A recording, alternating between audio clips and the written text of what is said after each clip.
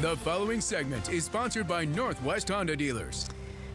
It's worst-case scenario, an irreversible perceived solution to mental anguish. We've been telling you stories of suicide, survival, and hope for months as part of our Kind is Better statewide project. And while it impacts a huge portion of the local population, even more people are living with something you might find relatable. When we look at anxiety disorders, meaning people meet some diagnostic criteria, we're looking up to 25%.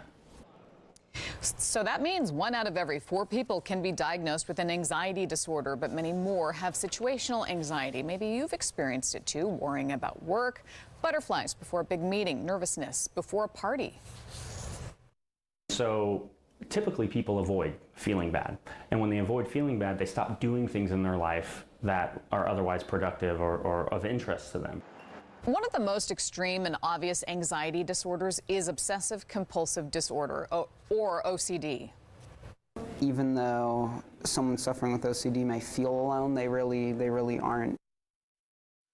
Obsessive compulsive disorder is hard to understand. Certain feelings make people do things they don't want to do, and it can be based out of fear.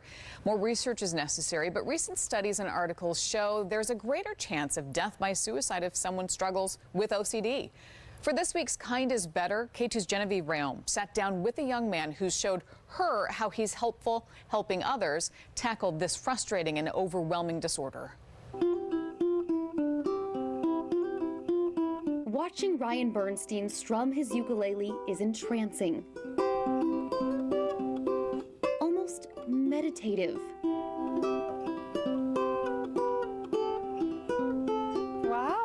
I could listen to that all day. It's an escape for him. It just makes me feel like really happy inside.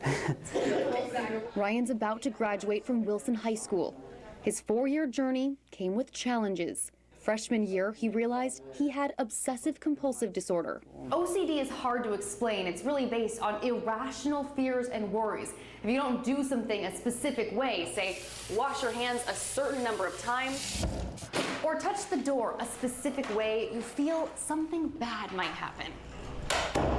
For Ryan, he struggled with the keyboard.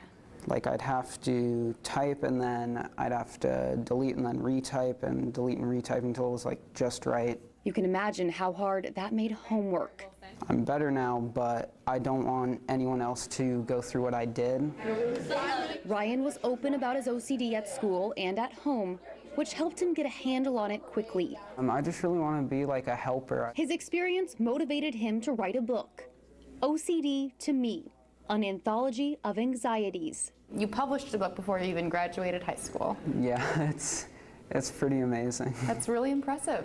Thanks. Ryan's goal? Others with OCD use it as a resource. According to the Anxiety and Depression Association of America, 1 in 40 adults and 1 in 100 kids battle the disorder. It's a small percentage of the U.S. population, but its impact can be hugely debilitating. Knowing Ryan's giving someone else hope, that's music to his ears. Genevieve Rayom, K2 News.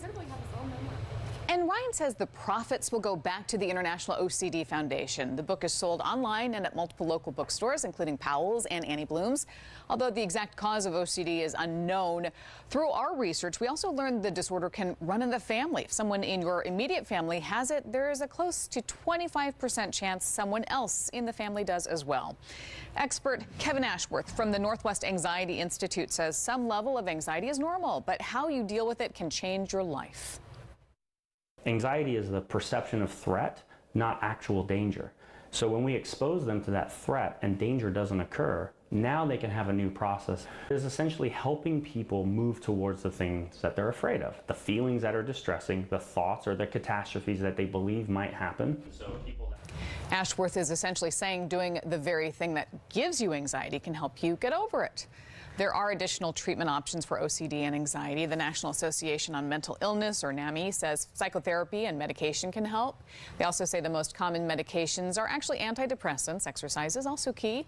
And they say it's a natural way to reduce baseline anxiety. But if your anxiety ever becomes too much, there are always people to talk you through it. You can call the National Lifeline at 800-273-TALK to get connected with experts who can help. We